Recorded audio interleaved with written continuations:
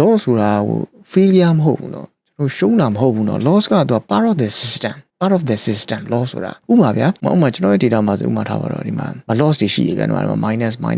တွေ့လား10 11 12 13 14 5 6 7ဒီမှာဆို9ခါစတိုက်ရှုံးတယ်ဒီမှာဆို73ခါစတိုက်ရှုံးတယ်အဲ့လိုတွေရှိရအဲ့လိုတွေကကြုံရတယ်မကြကြုံရအဲ့တော့ဘာလို့ loss တာတော့ okay ဘာလို့ loss တာဘာလို့မှမဟုတ်ဘူးအဲ့ဘာလဲ part of the system ဒါဒီ loss တွေကကျွန်တော်ရဲ့ system ရဲ့တစ်စိတ်တစ်ပိုင်းပဲ part of the system ပဲဘာမှအကြောင်းပြချက်ပေးနေကြလည်းမရှိဘာအကြောင်းပြချက်မှမရှိဘာကြောင့် loss တာဘာလို့လဲပြောစရာမရှိတကယ်လို့ပေါ့နော်ထားပါတော့ကျွန်တော်ထားပါတော့ဥမာကျွန်တော်ကဒီနားမှာကျွန်တော် loss သွားတယ်ကျွန်တော် loss သွားတာဘာလို့လဲဆိုတော့ဟလာဒီမှာ price လေးကဒီလိုဆင်းလာတဲ့ချိန်မှာဟလာ moving average ကဘလို့လေးဖြစ်နေလို့ဈေးကွက်ကဘလို့အဲ့လိုပြောနေဆိုအဲ့ဒါ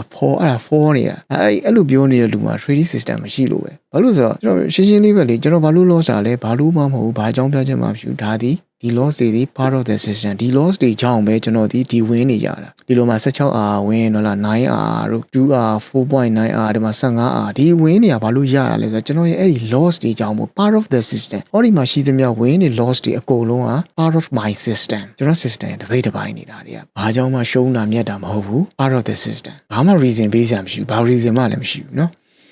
okay